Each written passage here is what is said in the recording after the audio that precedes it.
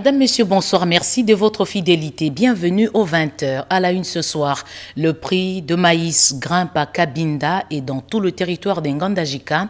La mesurette est passée de 1800 francs congolais à 3000 francs. Les tracasseries routières et la rétention des stocks seraient à la base. Cette hausse de prix crée la polémique.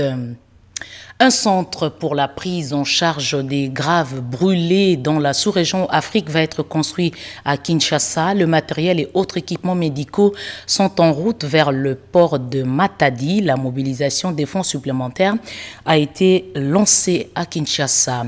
Déploiement de la police nationale congolaise en Ituri. Les forces de l'ordre viennent en renfort dans les zones libérées par l'armée après des batailles avec les groupes armés dans cette partie du pays. Voilà tout pour le titre.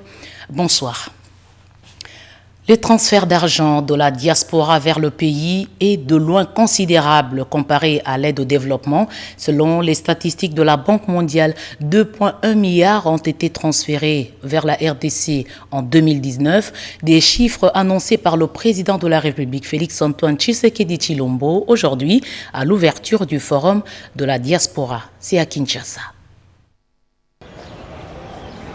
Il s'agit d'une échantillon de la nation congolaise représentant l'ensemble des compatriotes vivant dans les 4 coins du monde qui s'est réuni dans ces forums de haut niveau afin de créer un cadre de collaboration entre les institutions de la République et les fils et filles du pays et partout à travers le monde, l'un des points majeurs de la vision du président de la République, Félix-Antoine Tshisekedi Tshilombo, hors des présentes assises. Le gouverneur de la ville de Kinshasa, capitale qui abrite ces forums, a loué une initiative qui vise à impliquer les Congolaises et Congolais dont le développement de la RDC, leur mère patrie, où qu'ils se trouvent. Jean-Tilin Gobilamba s'est d'ailleurs signé la mission de constituer un annuaire de tous les compatriotes vivant à l'étranger.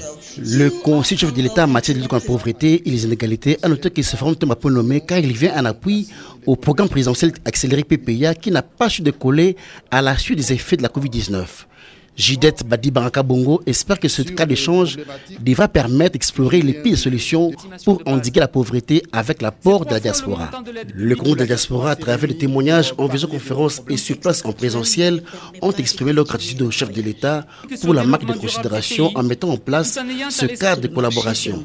Pour sa part, le vice-ministre des Affaires étrangères, en charge de la diaspora, a remercié le chef de l'État pour avoir associé la diaspora congolaise au développement de leur pays. Le développement de notre pays ne devrait pas avoir de couleur politique, telle est l'appel du chef de l'État qui demande de transcender des querelles byzantines. Conscient du rôle primordial que joue notre diaspora, j'avais déjà indiqué lors de mon discours d'investiture du 24 janvier 2019, je cite, « Une diaspora dynamique est notre meilleur ambassadeur car elle est dotée de compétences et de ressources diverses. En effet, nos compatriotes à l'étranger disposent d'expériences diverses. Nous connaissons leur patriotisme et entendons les associer plus fortement à notre vision du Congo par une série d'initiatives. » Fin de citation.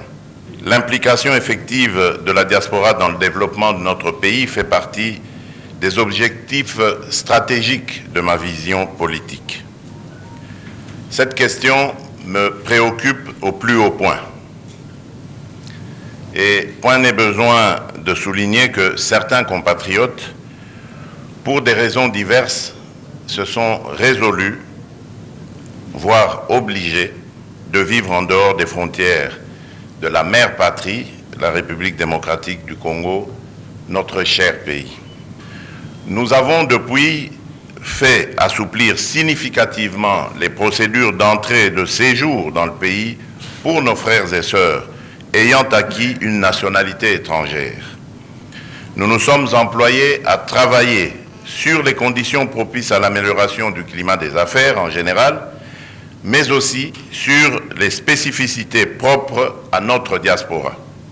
Mesdames et messieurs, distingués invités, selon les statistiques de la Banque mondiale, la diaspora congolaise a transféré au pays 2,1 milliards de dollars en 2019, 1,9 milliard de dollars en 2020, malgré la pandémie de Covid-19.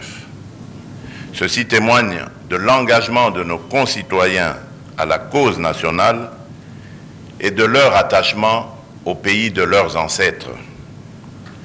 Ces montants représentent plus ou moins 4% du PIB de notre pays, bien sûr, qui s'élevait à environ 50,4 milliards de dollars américains en 2019 contre 49,87 milliards de dollars en 2020.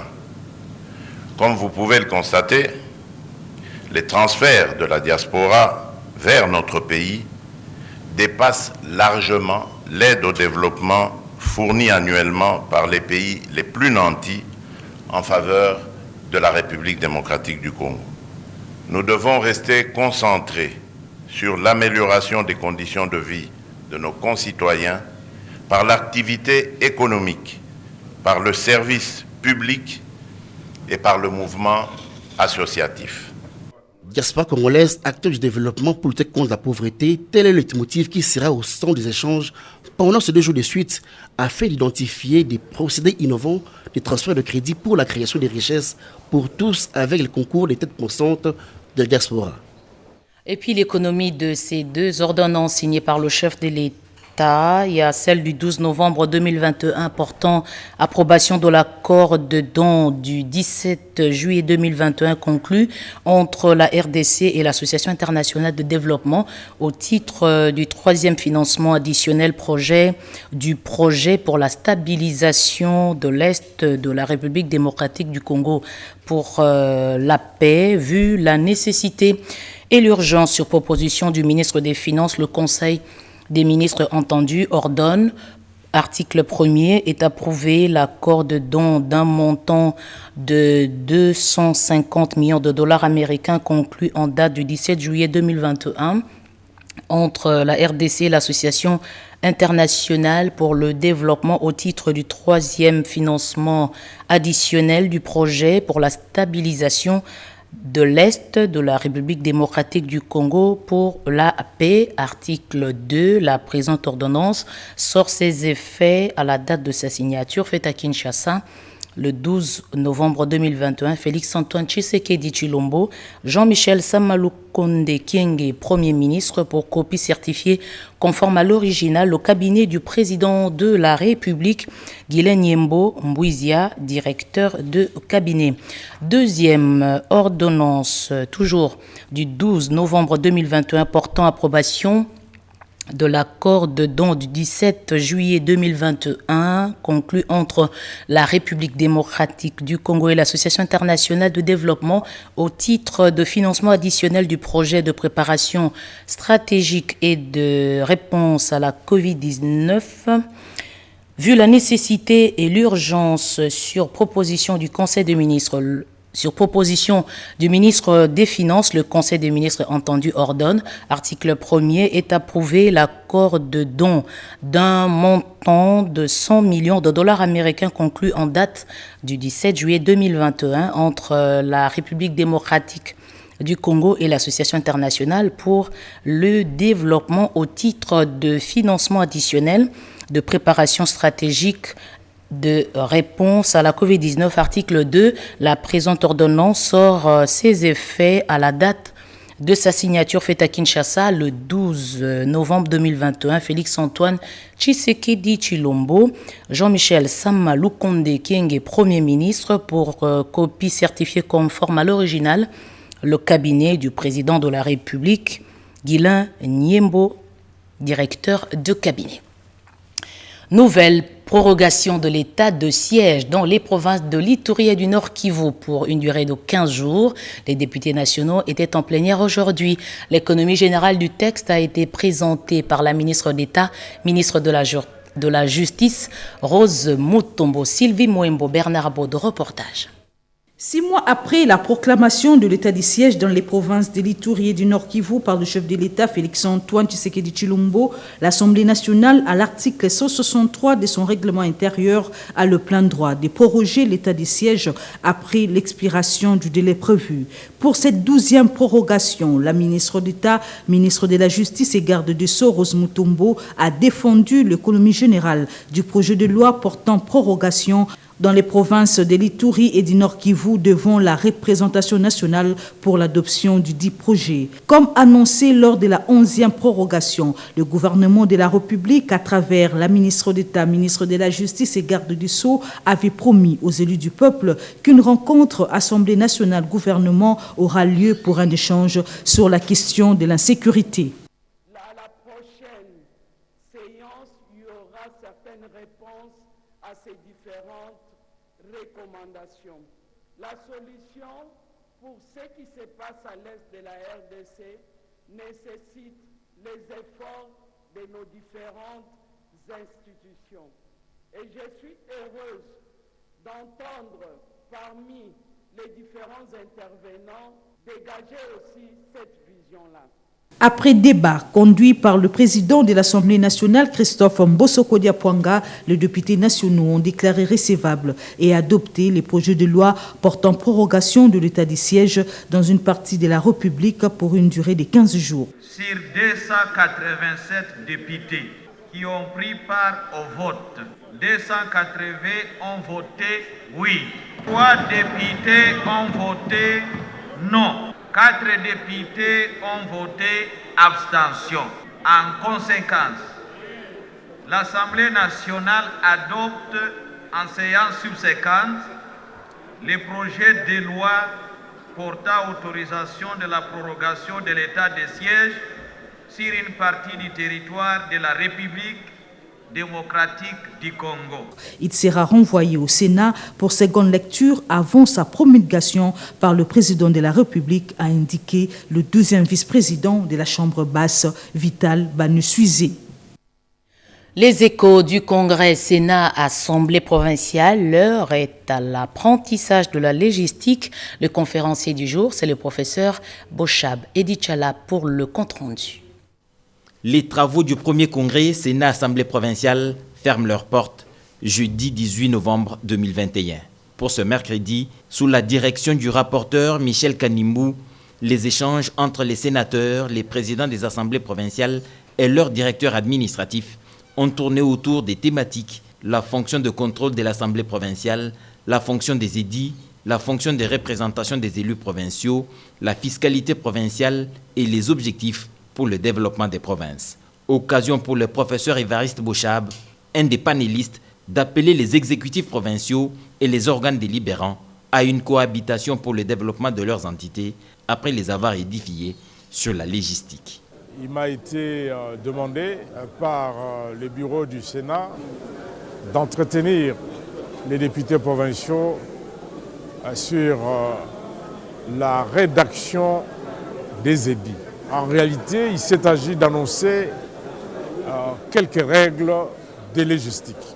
Comment élaborer des bons édits qui soient clairs, cohérents, intelligibles, présentant une grande lisibilité, intelligibilité, car quand on élabore les édits, qui sont des lois au niveau provincial, ces édits, c'est pour le bon fonctionnement de la province, mais le premier destinataire de ces édits, c'est la population. En ce troisième jour, il faut noter que les conférenciers ont été surpris par la visite de l'honorable président du Sénat, Modeste Bahati Lukwebo, qui a voulu s'imprégner du bon déroulement des travaux et s'entretenir avec ses invités avant la clôture qui interviendra jeudi. Clôture qui sera sanctionnée par une déclaration qui sera lue au Palais du Peuple. L'acceptation du vaccin pose toujours problème en République démocratique du Congo et pour sensibiliser la population contre cette résistance, un forum a ouvert ses portes à Kinshasa. Thème choisi, Ensemble contre la Covid. Le Premier ministre prend part à ces travaux. La République démocratique du Congo n'a pas de problème d'accès au vaccin, mais plutôt de l'acceptation de la vaccination par la population. Or, les vaccins demeurent actuellement le moyen le plus sûr de lutter contre la pandémie de la COVID-19. Et la table ronde dénommée « Ensemble contre la COVID-19 » qu'a ouvert le Premier ministre Jean-Michel Samalukonde Kyenge, représentant personnel du chef de l'État, tombe à point nommé pour intensifier la sensibilisation de la population de s'acquitter librement de cet acte salvateur contre le coronavirus. C'est ici l'occasion pour moi de saluer Son Excellence, Monsieur le Président de la République, Félix Antoine Tshisekedi Tshilombo, qui, avec la distinguée première dame, prêchant par l'exemple, se sont fait vacciner. Malgré les différentes mesures prises par notre gouvernement, la vaccination demeure au stade actuel l'alternative efficace pour éradiquer cette pandémie.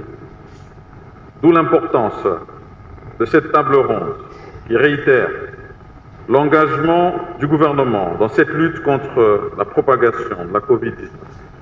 Cette table ronde vient ainsi en appui aux initiatives gouvernementales visant à augmenter le financement des opérations aux fins d'acquisition et de distribution des vaccins.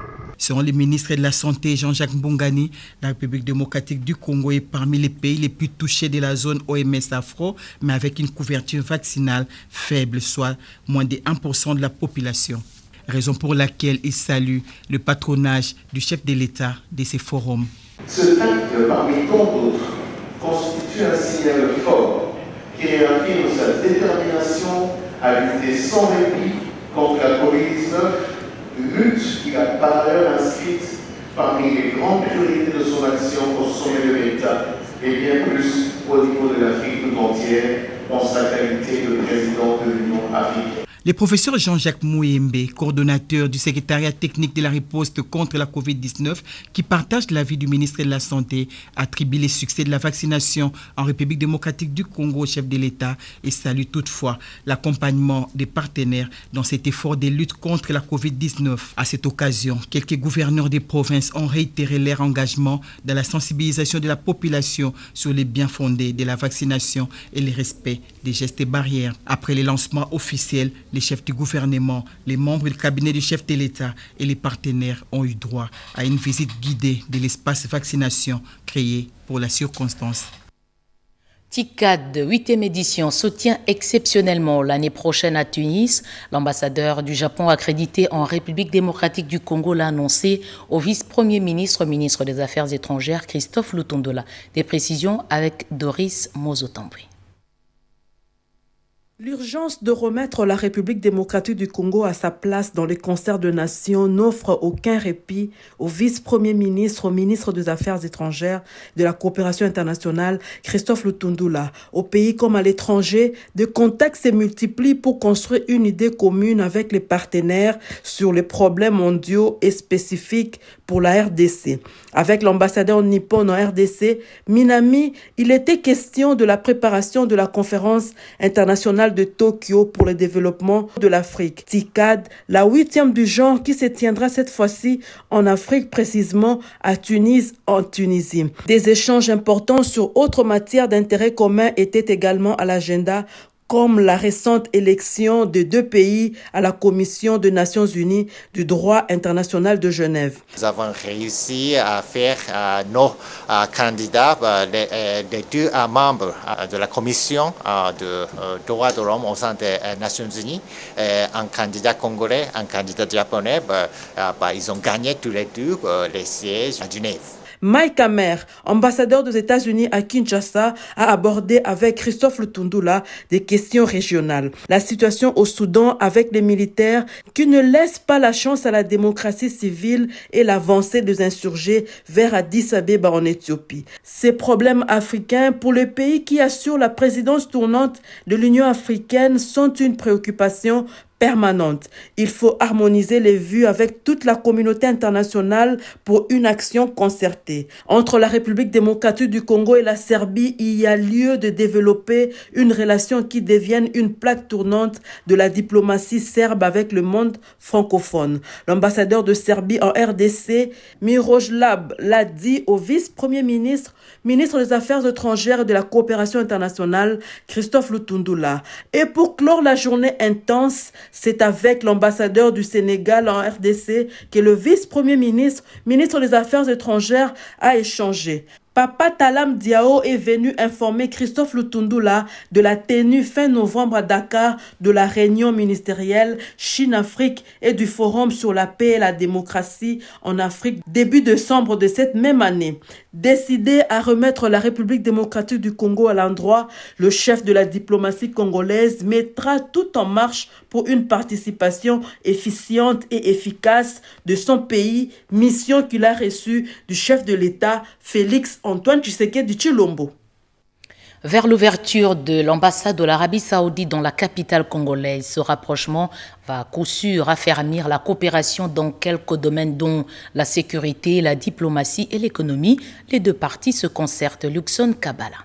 La coopération République démocratique du Congo et l'Arabie Saoudite se porte bien avec l'ouverture à Kinshasa de l'ambassade saoudienne, ce qui traduit la présence de ces deux parties dans cette séance de travail. La partie congolaise, représentée par le directeur chef de service au ministère des Affaires étrangères, direction Afrique et Moyen-Orient, Gérard Mbala Kabichi, et le chargé d'affaires RDC Arabie Saoudite, Sita Franci, en face de la délégation saoudienne représentée par Al Antous. Les deux parties ont convenu pour l'ouverture de l'ambassade saoudienne à Kinshasa et entrevoir la possibilité d'investir dans les domaines pétroliers, touristiques et commerce. عاصمة الكونغو الديمقراطية. Nous sommes venus faire la mise en œuvre en commençant par l'ouverture de l'ambassade de l'Arabie Saoudite ici à Kinshasa.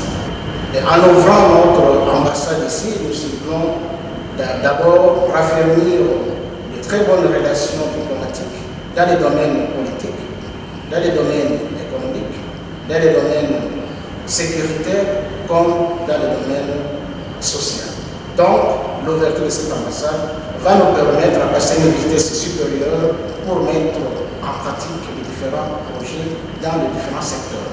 La matérialisation de cet accord signé depuis le 1er février 2021 a occasionné la remise de quelques présents, notamment des faucons, pour sceller cette coopération. Les avancées du processus électoral de la République démocratique du Congo, sujet abordé au cours d'un échange que le président de la CENI, Denis Kadima, a accordé à l'ambassadeur de l'Union européenne, Jean-Marc Châtaignier. L'Union européenne s'engage aux côtés de la République démocratique du Congo pour une meilleure organisation des élections en RDC. C'est ce qu'a justifié la présence de son ambassadeur à la Commission électorale nationale indépendante ce mercredi 17 novembre 2021. Pendant une heure, plusieurs domaines d'actualité ont fait l'objet d'échanges entre l'ambassadeur de l'Union européenne, Marc Châtaignier, et Denis Kadima Kazadi, président de la centrale électorale, notamment le processus électoral en cours en République démocratique du Congo. C'est donc une visite de travail avec le président pour faire un petit peu le point sur le calendrier électoral qui s'annonce, la préparation des élections de 2023 et donc avoir un moment d'échange avec le président sur les différents aspects techniques et aussi sur les apports éventuels de l'Union européenne et de la communauté internationale dans ce processus. Cette rencontre entre les deux personnalités, la toute première depuis la prise de fonction du nouveau président de la CENI, est un appui de l'Union européenne en tant que partenaire de première importance de la République démocratique du Congo à travers les programmes de coopération dans le domaine de la gouvernance démocratique. C'est à Kinshasa qu'il sera construit le centre pour soigner les grands brûlés. Le terrain est déjà disponibilisé par le génie militaire des FARDC. L'ONG Flamme RDC a lancé l'appel à la solidarité pour réunir les fonds supplémentaires. Capable de répondre aux besoins urgents en cas de catastrophe, le génie militaire des FARDC se lance bientôt dans la construction d'un centre de grande capacité pour soigner les grands brûlés. Thierry Katembwe, responsable de l'ONG Flamme RDC, a lancé au cours de cette soirée un appel à la solidarité pour collecter les fonds supplémentaires pour la réalisation de ce projet. Un don, un pouvoir, message lancé en présence de l'ambassadeur de Belgique en RDC. Le médecin directeur de la clinique présidentielle, le général-major Joseph Kangoudia, et chef du dit projet, renseigne que ce centre sera construit également dans d'autres provinces du pays. Celui de la capitale prendra en charge les malades de la sous-région Afrique, notamment Brazzaville. La présidence de la République, à travers la clinique présidentielle de l'Union africaine, en collaboration avec l'état-major général des forces armées de la République démocratique du Congo et ses services, a déjà disponibilisé un espace très viable de 3200 mètres carrés au centre de Kinshasa, d'une valeur vénale estimée à 2 342 000 $. Espace pour la construction du centre de Grand Budget de Kinshasa, première phase du projet. Le plan de construction du dit centre, fruit de la collaboration entre les corps de génie militaires de nos forces armées et l'ONG FLEM, sont déjà disponibles.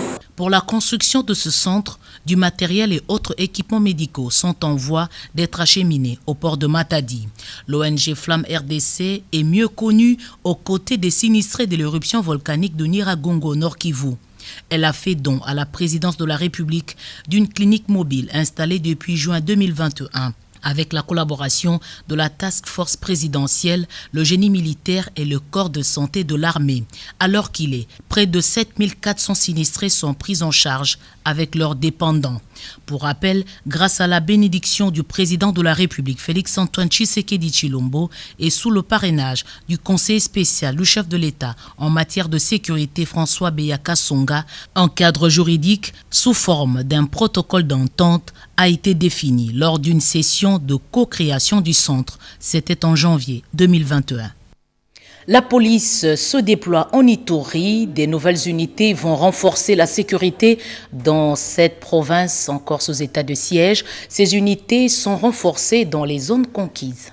Après la reprise de plusieurs localités par les FARDC, demain des groupes armés, en territoire de Djougou et du Roumou, l'air est au déploiement des unités de la police pour sécuriser la population et ses biens. Ces unités sont déjà arrivées à Bounia. La nouvelle a été annoncée par le commissaire général en charge de la police administrative, le commissaire divisionnaire Philémon Patience Mouchidia, au sortir d'une audience avec le gouverneur militaire de l'Ituri. Je suis à Bounia, à côté du gouverneur militaire. C'est sur instruction du commandant suprême des forces armées de la République et de la police nationale, du chef de l'État, du président Félix-Antoine Tshisekedi Tshilombo. Il a instruit le commissariat général de la police de prêter main forte aux deux provinces qui sont dans l'état de siège. L'état de siège n'est pas l'affaire d'une personne. Vous tous ici, vous croyez que l'état de siège est l'affaire simplement du gouverneur lui seul, de son vice-gouverneur lui seul, du commandant de la police. L'état de siège est l'affaire de tout le monde. C'est tout ici dans l'Ituri, c'est l'affaire de tous les Ituriens. Vous avez comme mission de mettre des renseignements fiables à la disposition du gouverneur. Avec ces renseignements, nos forces armées de la République vont frapper l'ennemi et nous allons vivre la paix que nous sommes en train de chercher. Il faut préciser que le renforcement de l'effectif de la PNC en Ituri et au Nord Kivu, deux provinces sous état de siège, est une preuve de la détermination du commandant suprême des forces armées et de la PNC à restaurer l'autorité de l'État à l'est du pays, souhait ardent de toute la population congolaise. La population de Dekese, précisément dans la province du Kasaï, très solidaire et engagée derrière le président de la République. Cette population a exprimé ce sentiment lors du séjour du ministre de la Pêche et Élevage, Adrien Bokele. Edith Chala vous propose à la fin de ce journal une page magazine. Pour l'instant, voici ce reportage. À l'aérodrome de Dekese, dans le Kasaï, la mobilisation était totale. Les calicots et banderoles du parti présidentiel et de la FDC et alliés affichés, tous venus accueillir le ministre national de la Pêche et Élevage, Adrien Bokele Djema, qui atterrit sur le sol de ses ancêtres. Première visite dans son fief électoral, le ministre de la Pêche et Élevage, Adrien Bokele Djema, a drainé une foule importante. Hommes et femmes, jeunes et vieux, venus communier avec le seul élu national de ce coin. Chemin faisant, l'élu de Dekese a inauguré le pont Loutou qui sépare le village Bolonga et le chef-lieu du dit territoire. Pont construit sur fonds propres du député national qu'il était. Une satisfaction pour la population de ce coin de la République qui a connu d'énormes difficultés pour traverser d'un côté à l'autre du pont. Convaincu de l'espoir qui régnait au pays grâce au leadership du président de la République Félix-Antoine Tshisekedi Tshilombo, Adrien Bokele Djema appelle la population réunie au stade des ancêtres à l'adhésion massive à l'Union sacrée de la nation. S'il y a quelqu'un qui est persuadé par ce que le président Félix Antoine Tshisekedi est en train de faire, j'en suis un. Vous le savez, peut-être que les gens ne le savent pas. À l'Assemblée nationale, je suis parmi les 2 premiers députés à adhérer à l'initiative de... Longtemps oublié, c'est donc une population qui retrouve le sourire grâce à ce warrior du gouvernement Sama Lukonde, déterminé à matérialiser la vision du peuple d'abord, prônée par le chef de l'État Félix Antoine Tshisekedi dans son secteur. Fini la crise au sein de Transco, le personnel a retrouvé l'esprit du travail. Le nouveau comité de gestion a réussi à apurer les 8 mois d'arriérés de salaire. Détail sous Ingoy Myriam Madika. Les agents de la Société Transport du Congo ont retrouvé leur sourire grâce au paiement de leurs arriérés de salaire et l'amélioration de leur situation sociale, l'un des résultats de 100 premiers jours du comité de gestion intérimaire. Par cette marche, les agents de Transco ont voulu témoigner leur gratitude au chef de l'État, au Premier ministre et au ministre de Transport, voie des communications et des enclavements, pour avoir donné une lueur d'espoir à cet établissement qui était presque en faillite. En tout cas, nous remercions le chef de l'État pour les 100 premiers jours du comité Chipambangambamalu à la tête de Transco, qui nous rétablit dans nos droits par les salaires réguliers à date échue. Le directeur général intérimaire de Transco, accompagné de tout son staff, se sont joints aux agents pour partager ces moments de bonheur. Chief Chipamba Ngambamalu reste déterminé à faire de cette société de transport un véritable outil de désenclavement de la RDC. Chef de l'État, Premier ministre, nous demandons au chef de l'État, au Premier ministre et au ministre Chérubin de nous soutenir pour le développement de Transco. Avec leur soutien, Transco sera implanté à travers tout le pays. La marche est partie de la place Kitambo Magasin en passant par l'avenue Colonel Mondjiba jusqu'à atteindre la place de la gare centrale, point de chute. La mission de vulgarisation et de sensibilisation de la loi sur la sous-traitance a atteint l'étape de Lubumbashi. Aujourd'hui, le ministre d'État à l'entrepreneuriat, petite et moyenne entreprise, Eustache Mouanzi, a ouvert les travaux dans la capitale du cuivre. Envoyé spécial, Mireille Ndekesi-Louvondi. Cet atelier de vulgarisation et de sensibilisation sur la loi en matière de la sous-traitance s'inscrit dans la droite ligne de la vision du gouvernement pour la promotion des PME. Après Kolwezi, le ministre d'État en charge de l'entrepreneuriat, Eustache Mouanzi a procédé au même exercice face aux entrepreneurs du Haut-Katanga. Il s'observe que la loi sur la sous-traitance dans le secteur privé souffre de plusieurs irrégularités relatives à sa mise en application, dont le manque d'accès au marché par le PME à capitaux majoritairement congolais, ce qui a constitué un cri d'alarme des entrepreneurs exerçant dans ces secteurs. En présence du gouverneur Jacques Kiaboula Kantoué, la tenue de ces assises tombe à point nommé, a indiqué le ministre d'État, qui s'engage à la mise en application de la loi sur la sous-traitance dans toute sa vigueur. À ce jour, force est malheureusement de constater que l'application de cette loi est diversement appréciée. Certains jugent qu'elle est petit à petit en train d'être respectée.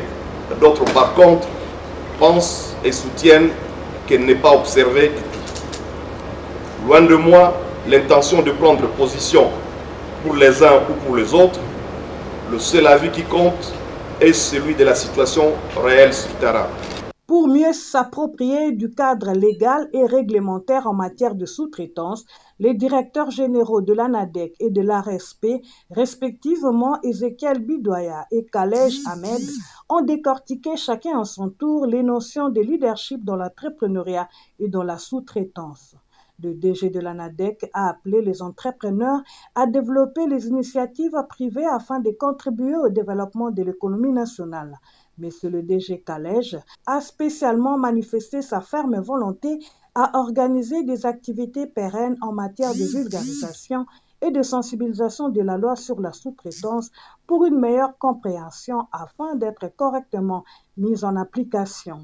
Nombre d'autres préoccupations présentées à l'occasion par les entrepreneurs ont été prises en compte par les autorités pour des solutions idoines. On termine par l'arrivée du Père Noël. Il se fait accompagner des nouvelles offres chez Star Times. Des nouveaux contenus et diversifiés sont proposés aux abonnés. Pour plus de précisions, on écoute Rodrigue Kalombo. Il est chargé de communication de cette société. Cette année, Star Times organise une promotion en 2 temps sous le thème Noël en folie chez Star Times. Un thème expressif sur ses intentions d'offrir des surprises agréables à ses abonnés pendant cette période. La première étape de cette promotion court du 15 novembre au 30 novembre 2021 et l'un des moments forts est l'ouverture gratuite à l'image au bouquet Star Times. Tenez, pour tous les abonnés Star Times, bénéficiez des jours offerts selon votre bouquet et votre plateforme. Star Times propose une gamme de contenus riches, intéressants, diversifiés, à travers lesquels chaque membre du foyer se retrouve. Star Times retransmet l'intégralité des matchs de la Liga. Outre les chaînes des enfants, musique, cinéma et découvertes, Star Times propose l'une des meilleures séries du moment, intitulée La fille du général. Découvrez une nouvelle chaîne. Oui, une nouvelle chaîne. La chaîne exclusive de Star Times, Afro Novelas. C'est la fin de ce journal. Merci de l'avoir suivi à travers le monde.